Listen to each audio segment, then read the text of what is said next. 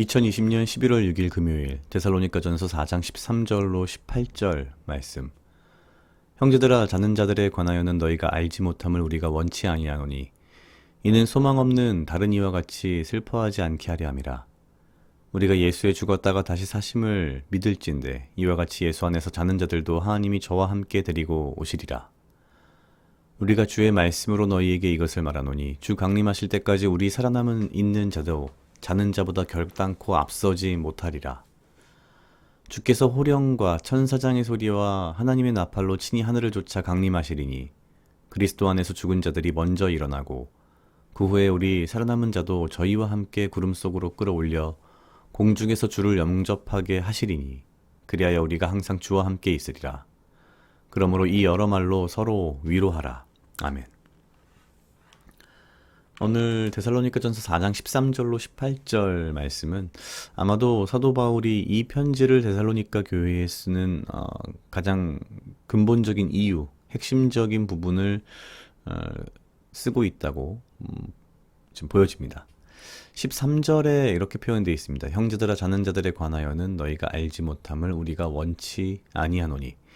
일단 자고 있다라는 표현은 죽음에 대한 우회적인 표현입니다.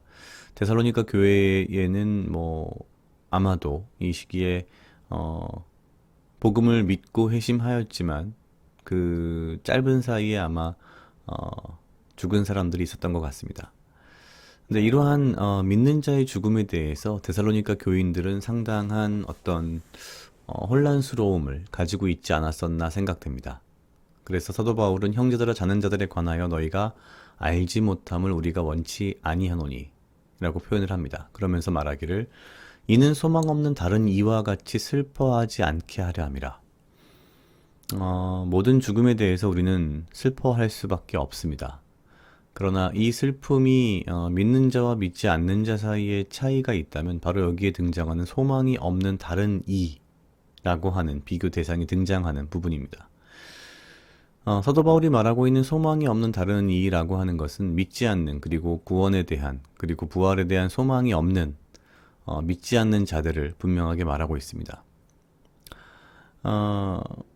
사실 죽음 이후의 어떤 것들, 사후 세계라고 하는 것들에 대해서 인간은 굉장히 오래전부터 관심이 있었고 누구에게나 이는 굉장히 중요한 문제입니다.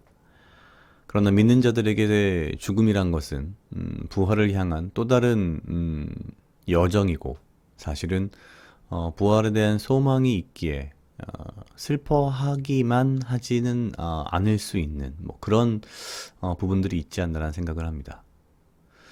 사도 바울은 이제 그 이후에 어떤 자세한 내용들을 이야기합니다. 14절에 이렇게 표현합니다. 우리가 예수에 죽었다가 다시 사심을 믿을진대 이와 같이 예수 안에서 자는 자들도 하나님이 저희와 함께 데리고 오시리라. 예수님도 죽었다가 사셨기 때문에 우리의 죽음, 우리의 죽은 자들도 예수님께서 다시 살리신다라는 표현을 분명히 합니다. 그러면서 오히려 15절에서는 이렇게 말합니다. 주 강림하실 때까지 우리 살아남아 있는 자도 자는 자보다 결단코 앞서지 못하리라. 오히려 살아있는 자들이 주의 부활과 재림과 다시 오심을 보기만 할 것처럼 생각할 수 있을지 모르지만 그렇지 않다는 거죠. 아마 당시 데살로니가 교회 사람들은 어쩌면 그것을 가장 안타까워했는지 모르겠습니다. 본인들은 아직 살아있고 이들의 믿음이 당대 자기들이 죽기 전까지 예수님께서 오실 거라는 생각들을 대부분 하고 있었기 때문에 어찌 보면 교회 안에서 믿음을 가지고서 죽음을 맞이한 사람들에 대해서 굉장히 슬퍼하였지 않았을까라는 생각을 합니다. 그러나 사도 바울은 주 강림하실 때까지 우리 살아남아 있는 자도 자는 자보다 결단코 앞서지 못한다고 이야기를 합니다. 그러면서 16절, 17절을 통해서 어떠한 일들이 벌어질 것인지, 어떻게 예수님의 재림 이후에 죽은 자와 산 자들 사이에서 어떤 일들이 벌어질 것인지에 대한 간단한 설명들을 합니다. 그러면서 18절에 이렇게 마무리를 합니다. 그러므로 이 여러 말로 서로 위로하라. 사실 믿는 사람들 가운데에도 이 부활, 재림, 뭐 흔히 말하는 휴거 이런 것들로 굉장히 의견이 분분합니다. 뭐 전천년설이니 후천년설이니 등등등등 너무나 복잡하고 어려운 말들이 많이 있는데요. 이런 것들은 뭐 제가 알 수 있는 부분은 아니고 분명한 것은 믿는 자들은 죽음에 대하여서 믿지 않는 자들보다는 조금 더 의연할 수 있다라는, 그리고 믿는 자들에게는 소망이 없는 믿지 않는 자들과는 다르게 우리에겐 소망이 있다라는 부분이 어쩌면 제일 중요하지 않을까라는 생각을 합니다. 죽음이란 누구에게나 다가오는 것이지만 우리는 그 죽음마저도 이기고 부활하신 예수님을, 그리고 그 예수님의 부활을 우리가 믿기에 우리의 죽음마저도 어쩌면 믿지 않는 자들보다는 훨씬 슬프지 않은 그런 것들을 좀 바라볼 수 있지 않을까라는 좀 막연하지만 그런 생각이 좀 들었습니다. 각자 약 2분 정도 묵상하시겠습니다.